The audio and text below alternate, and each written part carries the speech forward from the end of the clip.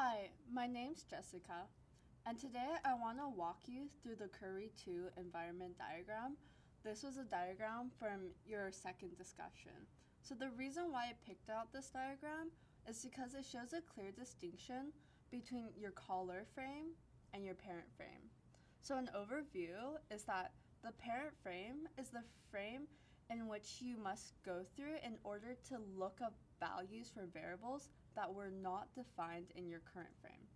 The caller frame is the frame that you return to after your function has been completed. So I'll annotate the caller frame and the parent frame for each frame that we make. And so let's walk through it. So the first thing to every environment diagram by now is that you always need to start in the global frame. So global. The global frame, again, has no parents. So if you can't find a value for a variable in the global frame, then you have an error. So we import add. So for all imports, we do need to annotate it. So in our environment diagram. So add is a built-in function. Built-in function add. The second line is a def statement, def curry 2. So defs are another sort of assignment, and the way that we do it is that we write curry 2 in the global frame, and then we draw an arrow to func curry 2 with the parameter h, and you must label the parent of this function. Now the parent is the frame in which the function was defined in. So our current frame is global, so that makes curry's 2 frame, 2's parent, to be global. And now we go to the third line, which is make adder equals curry 2 of add. I do want to point out that when you do a def statement, you do not go inside the function. So we never even touch the def f and the def g and the return f. So in assignments, only process the first line of that def statement. Okay, so now we're at make adder equals curry 2 of add. So now this is assignment, and the way to process assignment is that you always evaluate the right-hand side of the assignment first before even looking at the left-hand side. So the right-hand side is a curry 2 add. Well, curry 2, let's evaluate. We see that it's a function curry 2, so that's well defined. And let's now look at the operand add.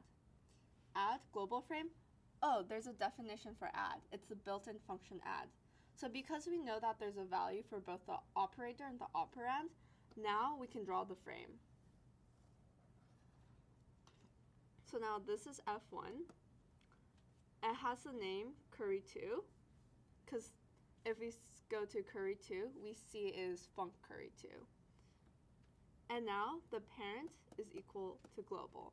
Now off to the side, I'm going to list the caller frames. So for F1, for frame 1, the caller frame was global. So once F1 has completed, we're going to return back to the global frame in order to finish the rest. So we created the frame, and now we bind the parameter to the operand. So the parameter for curry 2 is h, and we gave it the value of add.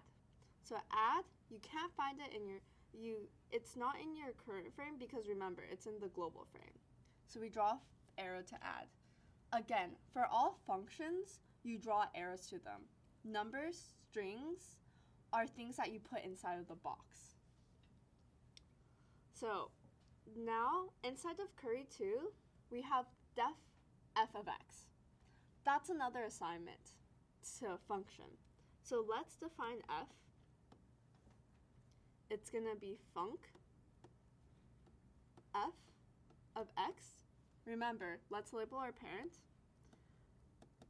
P equals f1. It's not global because the current frame that we're in is f1, not global. Again, we do not go inside of the definition of f because we are just defining f. We're not calling it.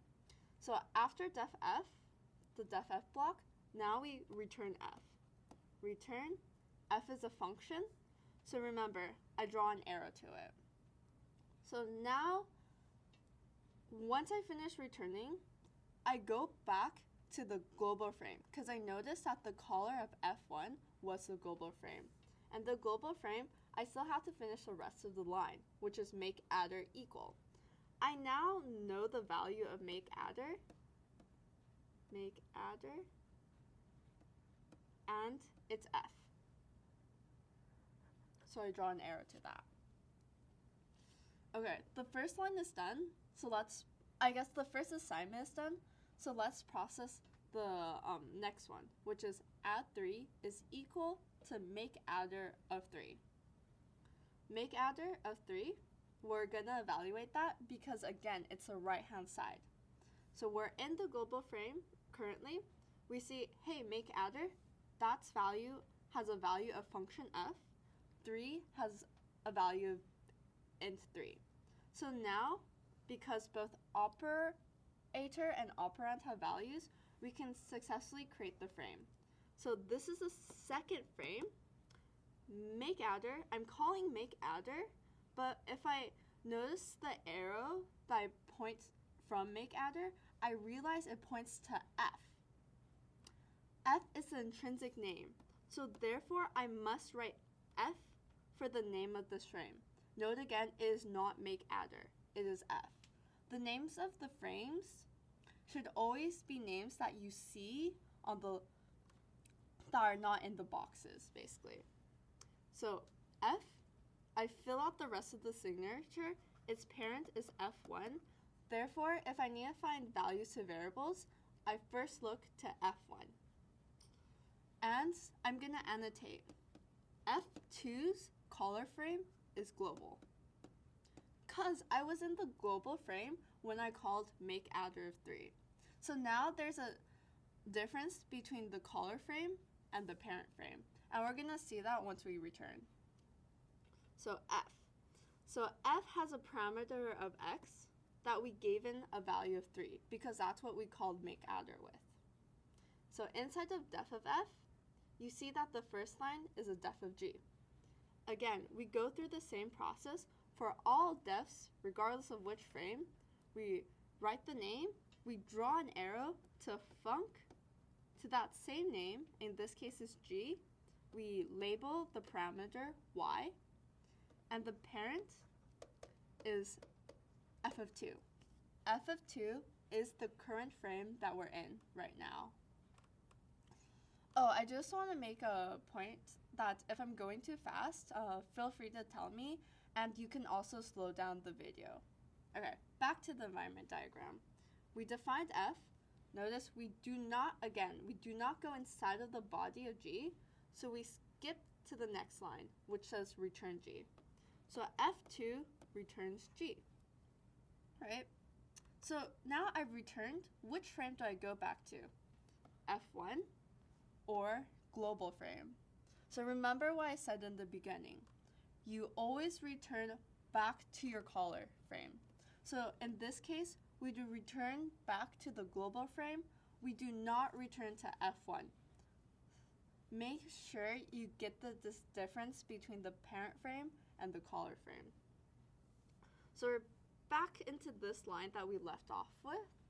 So we found the value of the right-hand side, which is g.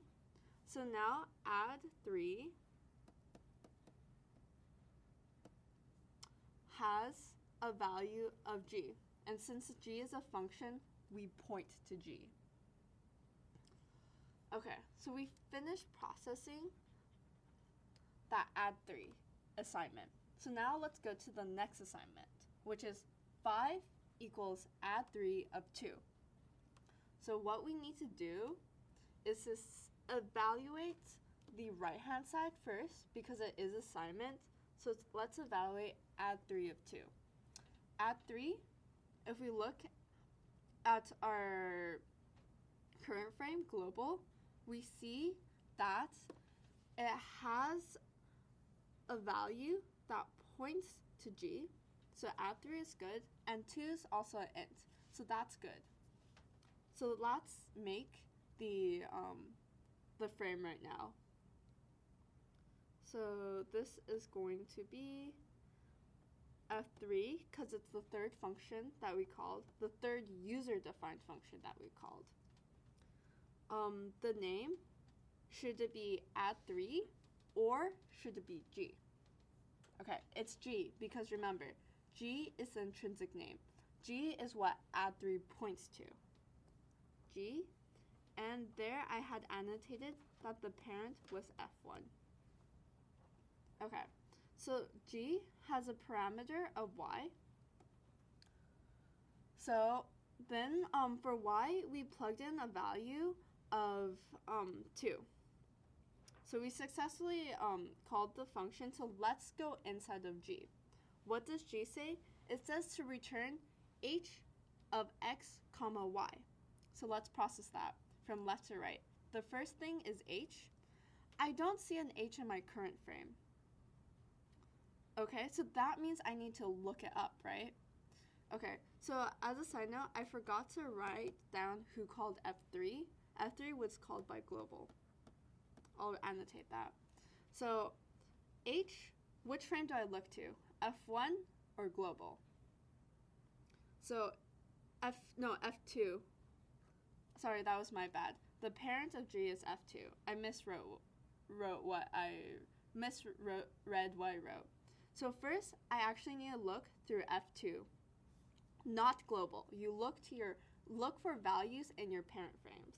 F2, I don't see an H there. So now I need to go through its parent, F1. F1, hey, I've successfully found H. And H I see points to built-in function add. So what I'm doing is in that H of x comma y, I'm calling add with something. Okay, now I need to find x, right?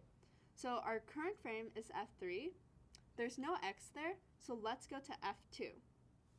F2, oh, there's an x there. It's 3. So this is add 3, comma. Next is y. Hey, y is already in my current frame. It's 2. So let's add 3, comma 2, and we know that gives us 5. So we should return 5.